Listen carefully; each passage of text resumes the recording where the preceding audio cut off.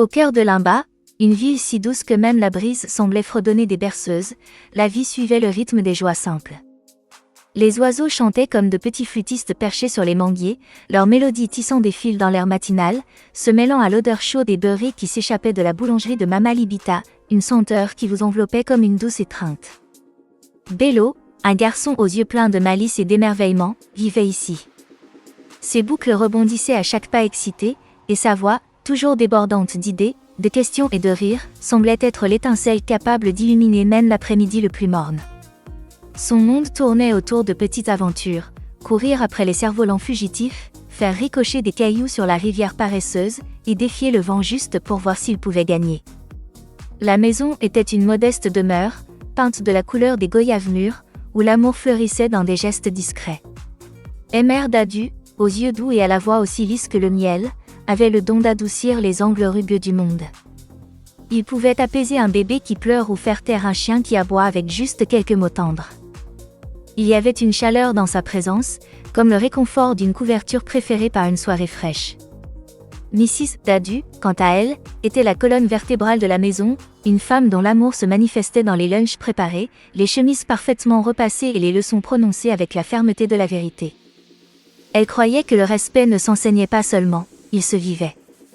Pourtant, sous son apparence sérieuse se cachait un cœur tissé de tendresse, qui battait avec force pour sa famille. Leurs jours étaient brodés de la magie ordinaire de la vie, des rires qui débordaient des assiettes à dîner, des histoires racontées à la lumière douce des lanternes, et la promesse tacite que, peu importe où les pas de Bello le mèneraient, son cœur saurait toujours retrouver le chemin de la maison.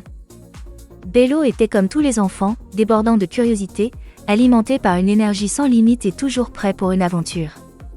Mais une chose le distinguait des autres, il y avait toujours une réponse à tout. Ce n'était pas seulement ce qu'il disait, c'était la manière dont il le disait. Chaque fois que Mrs. Dadu lui demandait de faire quelque chose, tout le corps de Bello devenait partie prenante de la conversation. Son visage se transformait en une toile expressive de rébellion, chaque trait jouant son rôle, un roulement des yeux exagéré qui semblait atteindre le plafond, un soupir si lourd qu'il aurait pu alimenter un moulin à vent, et des bras croisés si fermement qu'on aurait cru qu'il essayait de retenir toutes ces objections non exprimées. Ces mots, lorsqu'ils sortaient enfin, étaient délivrés avec la prestance d'un acteur sur scène, des pauses dramatiques, des gestes exagérés, et juste assez de charme pour vous faire vous demander s'il essayait d'échapper à une corvée ou d'auditionner pour un rôle que lui seul pouvait jouer. Et le plus drôle, c'est que même lorsqu'il était têtu, il y avait quelque chose d'attachant chez lui. Peut-être était-ce l'étincelle dans ses yeux, ou la manière dont on pouvait penser que sa défiance ne franchissait jamais la ligne du manque de respect, juste un garçon testant les limites de son petit monde, voyant jusqu'où il pouvait s'étirer avant que l'amour ne le ramène doucement. Sa présence apportait un réconfort apaisant, comme la chaleur d'une couverture réchauffée par le soleil.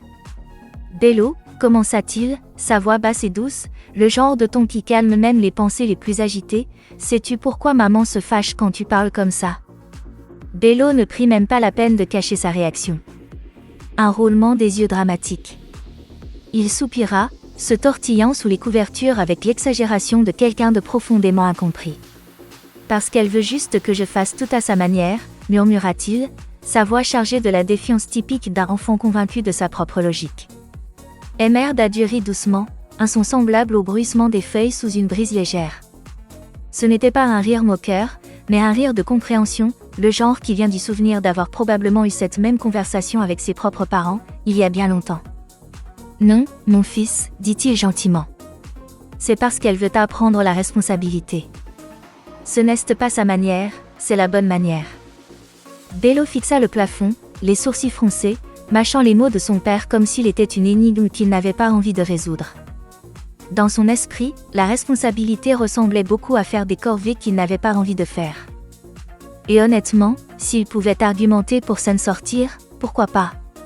Pour lui, c'était comme un jeu, un défi, un test pour voir jusqu'où il pouvait pousser sans que les choses ne dégénèrent, sans vraies conséquences. Mais alors que Emer Dadu restait assis tranquillement à ses côtés, sans sermonner, sans gronder, juste là, quelque chose dans ce calme s'infiltra en lui. Peut-être était-ce la manière dont les mots de son père flottaient dans l'air entre eux, pas lourds comme une règle, mais légers comme une idée. Une idée que peut-être, juste peut-être, ce n'était pas toujours une question de gagner l'argument. Pourtant, Bello n'était pas encore prêt à l'admettre à voix haute. Pas encore. Alors il se contenta de soupirer, se tourna sur le côté et marmonna « Je pense toujours que du poulet en plus aurait aidé. » Mr. Daddu rit doucement, lui ébouriffant les cheveux bouclés. « Bonne nuit, Bello. » Et alors que la porte se refermait doucement derrière lui, Bello fixa l'obscurité, un léger sourire effleurant ses lèvres, comme si, au fond de lui, il avait compris le message après tout. Un samedi matin ensoleillé. Le soleil inondait les fenêtres, projetant des rayons dorés à travers le quartier. Les oiseaux gazouillaient joyeusement, leur mélodie se mêlant au bruit des arroseurs et aux doux échanges des voisins s'occupant de leur jardin. C'était le genre de matinée qui semblait pleine de promesses, sauf pour Bello. Bello était étalé dans son royaume chaotique, son lit, un trône de draps emmêlés, entouré de piles de vêtements, de jouets éparpillés et de livres empilés comme des montagnes miniatures prêtes à s'effondrer à tout moment. Pour lui, ce n'était pas un désordre, c'était un chaos organisé, un système que lui seul comprenait. Mrs. Daddu entra, sa présence remplissant la pièce comme un rebondissement inattendu. Les mains sur les hanches, les sourcils déjà arqués dans cette expression familière de « Jen est assez ». « Bello, range ta chambre. On dirait qu'une tornade a dansé ici. » Bello ne prit même pas la peine de s'asseoir. Il croisa paresseusement les bras derrière sa tête, arborant son sourire signature, le sourire « J'ai tout sous contrôle », celui qu'il utilisait comme un bouclier contre les corvées et les sermons. « Maman », dit-il en s'étirant dramatiquement comme si le simple fait de parler demandait un effort monumental, « il y a encore le temps pour ça. » « Qui dit que je dois le faire maintenant ?» Les yeux de Mrs. Daddu se plissèrent légèrement, comme des nuages s'amoncelant avant une tempête. « C'est moi qui le dis. Maintenant, lève-toi. » Bello gémit, s'asseyant avec la grâce d'un paresseux qui tend à contreséir sa sieste. Ses yeux firent leur numéro habituel, un roulement si exagéré qu'il semblait faire le tour de son crâne, suivi d'un soupir si théâtral qu'il aurait pu alimenter un petit moulin à vent. « Pourquoi maintenant ? » « La chambre ne va pas s'enfuir, marmonna-t-il, se laissant retomber sur son lit avec une dramaturgie digne d'un acteur, les bras écartés comme s'il était écrasé par le poids de la responsabilité. Mrs. Daddu prit une profonde inspiration, ses lèvres serrées en une fine ligne, non par colère mais par une détermination sans faille. Elle avait déjà vécu cette scène trop de fois. « Bello, ce n'est pas un débat. Range ta chambre. » Mais Bello, toujours le comédien, n'était pas prêt à quitter la scène. Il grogna sous son souffle, « C'est tellement injuste. Toujours en train de me donner des ordres. » Et ce fut la goutte d'eau. La patience de Mrs. Daddu se brisa, pas comme du verre, tranchant et colérique, mais comme une porte qui se ferme fermement. Elle n'était pas en colère. Elle en avait assez. « Ça suffit, Bello. À partir d'aujourd'hui, si tu réponds avec irrespect, il y aura des conséquences. » Des conséquences ? Le mot frappa Bello comme un rebondissement qu'il n'avait pas vu venir. Ses sourcils se levèrent, sa bouche s'entr'ouvrit légèrement, essayant de digérer cette nouvelle réalité. Cela résonna dans son esprit, clair et net, comme la bande-son dramatique qui joue juste avant le climax d'un film. Mais au lieu de s'excuser, ou même d'argumenter, Bello fit quelque chose de nouveau. Il courut. Pas vers la porte. Pas dans la rue. Non, Bello courut droit vers sa cachette préférée, sous le lit. Une forteresse de poussière et de chaussettes oubliées, où aucune conséquence ne pouvait l'atteindre. Du moins, c'est ce qu'il croyait. À partir de ce jour, chaque fois que l'envie d'argumenter montait en lui, Bello ne protestait pas. Il fuyait. Directement sous le lit, comme si éviter les corvées était un sport et qu'il en était le champion à contester. Et Mrs. Daddu ? Elle se contentait de secouer la tête, à la fois amusée et exaspérée, sachant que parfois, les conséquences n'étaient pas seulement une question de punition, elles étaient aussi des leçons que l'on évite jusqu'à ce qu'on soit prêt à les affronter. Au début, Mr. et Mrs. Daddu pensèrent que la nouvelle habitude de Bello de se cacher sous le lit n'était qu'une phase de plus dans son répertoire dramatique, comme son obsession de porter sa cape de super-héros partout ou sa brève conviction que les chaussettes étaient optionnelles dans la vie. Mais à mesure que les jours se transformaient en semaines, ils remarquèrent quelque chose de différent. Quelque chose de plus silencieux. À l'école, Bello, autrefois le garçon qui avait toujours une réponse, même quand aucune question n'était posée, cessa de lever la main en classe. Ses professeurs le remarquèrent. « Bello, peux-tu lire le paragraphe suivant ?» demanda un après-midi Mrs. Smith, son sourire doux et encourageant. Bello ne bougea pas. Ses yeux restèrent collés à son bureau, ses doigts traçant des lignes invisibles sur la surface en bois. Sa bouche était une fine ligne droite, les mots coincés quelque part à l'intérieur, refusant de sortir. La pièce semblait trop silencieuse sans son habituel « dois-je vraiment le faire ?» ou le soupir exagéré qui suivait généralement. La récréation, autrefois son arène personnelle de course, de jeux et de rires bruyants, devint un autre chapitre silencieux de sa journée. Il s'asseyait seul sur une parcelle d'herbe usée, piquant sans enthousiasme son déjeuner tandis que les autres enfants couraient après des ballons de football et échangeaient des blagues. Sa boîte à lunch, autrefois remplie de miettes de bouchées prises en plein milieu d'une histoire, revenait presque intacte. À la maison, le changement était impossible à ignorer. La maison, qui résonnait autrefois de ses répliques impertinentes, de ses roulements d'yeux dramatiques et de ses interminables débats sur les corvées, semblait trop calme. Plus d'arguments pour mettre la table. Plus de gémissements théâtraux pour ranger sa chambre. Juste du silence. Mrs. Dadu se surprit à regretter les choses qui avaient autrefois testé sa patience. Elle regrettait l'entêtement, les performances dramatiques, les interminables, mais pourquoi ? Elle se tenait un soir devant l'évier de la cuisine, regardant par la fenêtre sans vraiment voir, le cœur lourd d'une culpabilité qu'elle ne pouvait chasser. Peut-être que j'ai été trop dure, murmura-t-elle doucement à Mr. Dadu cette nuit-là, sa voix à peine audible par-dessus le léger bourdonnement du ventilateur au plafond. Mr. Dadu s'assit à côté d'elle, sa main posée doucement sur la sienne. Il secoua la tête, non pour rejeter ses sentiments, mais pour offrir une perspective différente. Ce n'est pas une question de dureté, dit-il calmement. C'est une question de comprendre pourquoi il ressentait le besoin de répondre. Ou maintenant, pourquoi il ressent le besoin de ne plus parler du tout. Ces mots restèrent suspendus dans l'air, lourds et vrais. Peut-être que ce n'était pas seulement une question de corvée ou d'argument. Peut-être que les mots de Bello avaient été sa manière de se sentir vu, entendu, important, même si cela venait enveloppé de rébellion. Et maintenant, avec le silence comme bouclier, il n'évitait pas seulement les conséquences. Il était perdu en elle. Et cette réalisation pesait sur leur cœur, plus lourde que n'importe quel désordre que Bello avait jamais fait. Il ne fallut pas longtemps avant que l'appel ne vienne, une demande de l'école de Bello pour une réunion. Le genre d'appel qui noue l'estomac d'un parent, même si la voix à l'autre bout du fil semble calme. Mr. et Mrs. Dadu arrivèrent à l'école, le cœur lourd d'inquiétude. Les affiches colorées sur les murs et les rires joyeux des élèves dans les couloirs semblaient lointains, comme un bruit de fond face à la préoccupation grandissante qui les habitait. Dans le bureau chaleureux et ensoleillé de Mrs. Lumeau, la conseillère scolaire, ils furent accueillis par un sourire chaleureux qui adoucit les bords de leur anxiété. Son bureau était rempli de coussins colorés, d'étagères chargées de livres d'histoire et de dessins d'élèves, chacun une petite voix capturée en crayon. Mr. et Mrs. Dadu, merci d'être venus, commença Mrs. Lumeau, son ton doux mais direct. Elle leur fit signe de s'asseoir, croisant ses mains pensivement sur le bureau. Les professeurs de Bello sont inquiets. Il est anormalement silencieux, renfermé. Nous devons comprendre ce qui se passe. Les mots résonnèrent comme un miroir, reflétant ce que les parents Dadu avaient déjà remarqué à la maison mais n'avaient pas encore pleinement confronté. Ils partagèrent tout, le garçon plein d'épris qui avait toujours une réplique, les batailles autour des corvées, les conséquences fermes qui avaient suivi, et puis le silence soudain et creux. Mrs. Lumeau écouta attentivement, son expression douce mais concentrée. Quand ils eurent fini, elle se pencha légèrement en avant, ses mots délibérés et bienveillants. Bello n'est pas simplement silencieux, il a peur. Elle fit une pause, laissant les mots s'imprégner.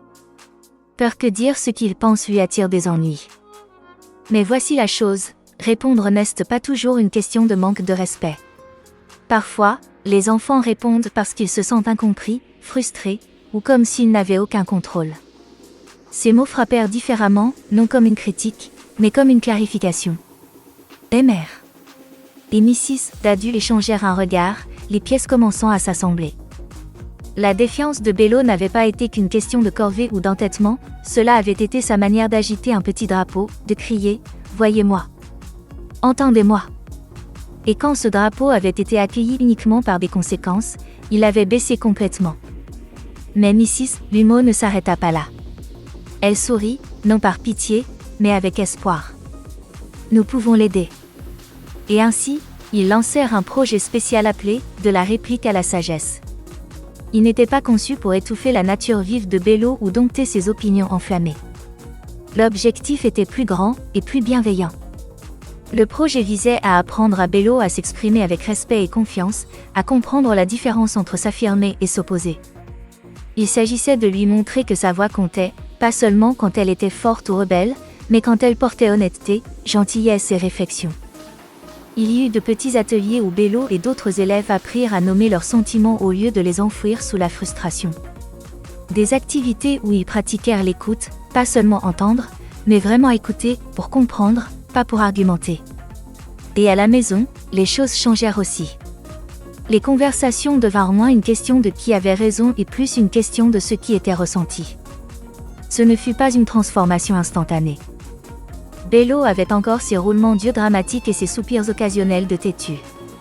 Mais maintenant, ils étaient suivis de vrais mots, de vrais sentiments. Et lentement, la maison qui était devenue trop silencieuse commença à se remplir à nouveau, de rires, de questions, de voix apprenant à se faire entendre de la bonne manière. L'un des jours d'atelier. Dans l'espace chaleureux et accueillant du bureau de Mrs. Lumeau, décoré d'affiches colorées, de coussins moelleux et de la douce senteur de vanille d'une bougie à proximité, Bello était assis sur un pouf, tripotant une balle anti-stress.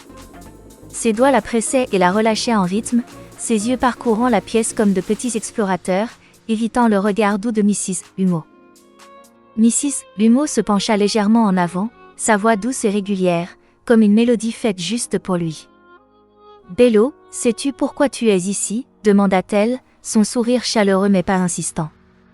Bello haussa les épaules, le langage universel du « je ne sais pas » ou peut-être « je ne veux pas en parler ». Mais Mrs. Lumeau ne se laissa pas démonter. Elle hocha la tête, comme si son silence était une réponse qu'elle comprenait parfaitement. « Tu es ici pour retrouver ta voix », dit-elle doucement. Mais cette fois, une voix qui aide les gens à écouter, pas à se fermer. Cela fit réfléchir Bello. Il leva les yeux, une lueur de curiosité dans son regard. Une voix qui aide les gens à écouter ? Personne ne lui avait jamais dit ça avant. Au lieu de plonger dans des discussions sérieuses, ils jouèrent à des jeux. Des jeux qui semblaient moins des leçons et plus amusants. L'un des préférés de Bello était « Reformule-le ». Un jeu où Mrs. Lumeau jouait des situations courantes, et Bello devait répondre, puis reformuler sa réponse d'une manière plus gentille et respectueuse. Mrs. Lumeau prit sa meilleure voix de « maman », les mains sur les hanches, les sourcils levés dramatiquement. « Bello, range ta chambre », aboya-t-elle, imitant Mrs. Dadu avec juste assez de flair pour faire rire Bello. Bello hésita, son esprit malicieux tirant les coins de sa bouche. « Mais je n'ai pas envie », murmura-t-il, s'affalant sur le pouf avec une défaite exagérée. Mrs. Lumeau rit, lançant doucement la balle anti-stress en l'air. « D'accord, maintenant essayons de reformuler ça avec respect. Que pourrais-tu dire à la place ?» Bello réfléchit un moment, son visage se plissant de concentration. Puis il s'illumina. « Et si je disais, maman, je peux finir mon dessin d'abord, puis ranger ma chambre ?» Le visage de Mrs. Lumeau s'illumina comme s'il venait de résoudre la plus grande énigme du monde. « Brillant !» s'exclama-t-elle, applaudissant. « Tu vois ? Tu exprimes toujours ce que tu ressens, mais maintenant ça invite à une conversation, pas à un conflit. » À la maison, Mr. et Mrs. Dadu se joignirent au voyage.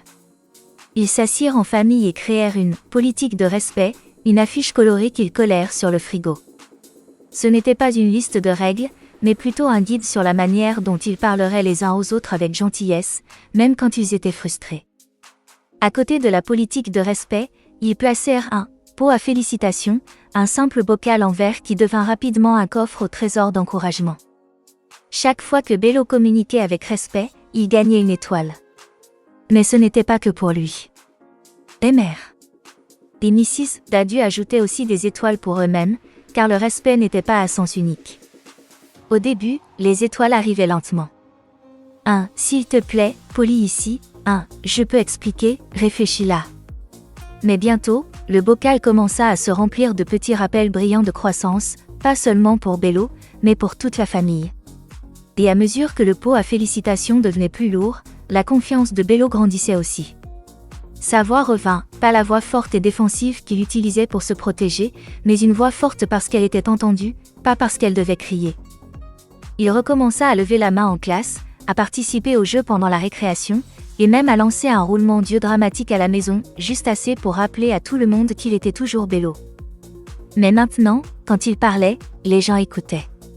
Pas parce qu'il y était obligé, mais parce qu'il avait trouvé une manière de faire en sorte que ses mots comptent. Des semaines passèrent, et le monde de Bello fleurit lentement avec les changements qu'il avait plantés, de petites graines de croissance arrosées par la patience, la pratique et beaucoup de respiration profonde. Mais chaque voyage a son test, et celui de Bello arriva un après-midi ordinaire en classe. Il était en train de colorier soigneusement les dernières touches de son dessin, un chef-d'œuvre de tourbillons brillants et de lignes audacieuses dont il était fier. Juste au moment où il tendait la main pour attraper le dernier crayon, son ami Toby renversa accidentellement sa boîte de jus. Le liquide orange se répandit comme une traînée de poudre, imbibant le dessin de Bello, transformant les couleurs vives en un gâchis détrempé. Le vieux Bello, celui aux mots rapides et au tempérament encore plus rapide, aurait réagi sans réfléchir. « Pourquoi tu as fait ça ?» aurait été la première chose à sortir de sa bouche. Mais le nouveau Bello ? Celui qui avait appris, grandi, pratiqué ? Il se figea une seconde, son cœur battant, la frustration montant comme elle l'avait toujours fait. Et puis, il prit une profonde inspiration.